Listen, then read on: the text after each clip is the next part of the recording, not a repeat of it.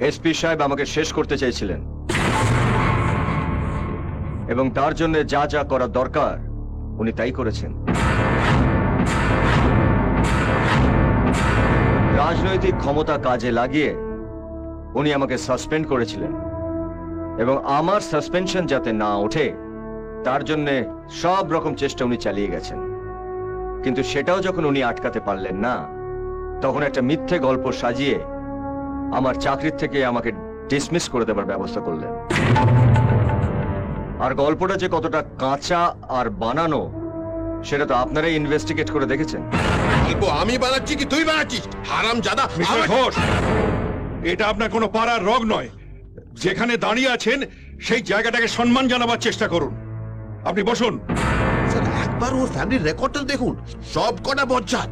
ওর বাবা head constable ছিল, চুরির দায়ে চাকরিটা গেল। কোর্ট অফ এনকোয়ারি হচ্ছে সাব ইন্সপেক্টর অরুণ রায়কে নিয়ে, তার বাবাকে নিয়ে নয়। কিন্তু আপনাকে আপনি বসুন। বসছিস স্যার, সরি স্যার, পরশুদিন যখন আমি থানা থেকে বেরোচ্ছি তখন একটা লোক আমার উপর ঝাঁপিয়ে আমার ইউনিফর্মটা নিয়ে টানাটানি করে, বলে যে ইউনিফর্ম খোল, ইউনিফর্ম খোল। প্রথমে আমি বুঝতে পারিনি, ভেবেছি কোনো পাগল টাগল হবে। পরে ভালো করে তাকিয়ে দেখি যে আমাদের এসপি সাহেব।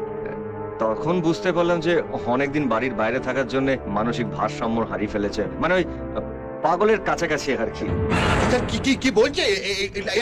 আর কোনো উপায় না পেয়ে আমি কনস্টেবলদের সাহায্য নিয়ে ওনাকে হাসপাতালে ভর্তি করি।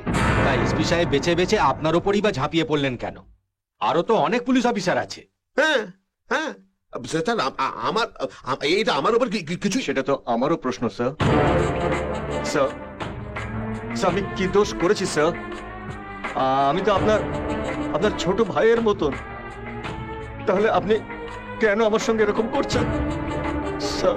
স্যার, নাটক করছে, এই নাটক করছে স্যার। 2 মাস এই লোকটা আমাকে একটা ঘরের মধ্যে আটকে রেখেছিল স্যার। আপনার কথা বিশ্বাস করবো কি করে? আপনি তো কোনো কিছু প্রমাণই দেখাতে পারেননি। একবার এই লোকটাকে আমার কাছে 1 ঘন্টার জন্য ছেড়ে দিন। 1 ঘন্টাতে পিটিয়ে সব প্রমাণ হাজির করে দেবো। আমি প্রমিস করছি স্যার আপনাকে। পাগলের কাছাকাছি নয়, এ পুরোটাই গেছে। স্যার, আমি আপনাদের সামনে একজন সাক্ষীকে পেশ করতে চাই।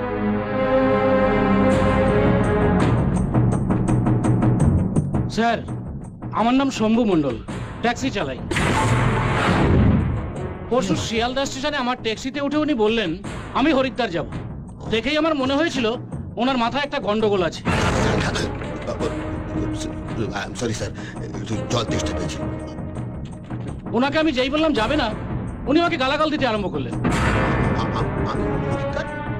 গালাগাল স্যার?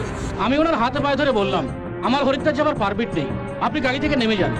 উনি তখন আমাকে বললেন দাঁড়া, আমি থানা থেকে তোর পারমিট নিয়ে আসছি। আর তোকে আমি মেরেই ফেলবো। আমি তোকে দেখাই, আমি হরিদ্বার যাচ্ছিলাম, আমি তোকে নিয়ে যাবো।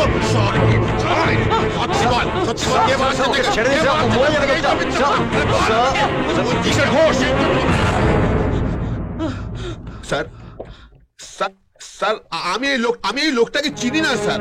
আমি কখনো হরিদ্বার যেতে চাইনি স্যার। এটাই তো আপনার প্রবলেম।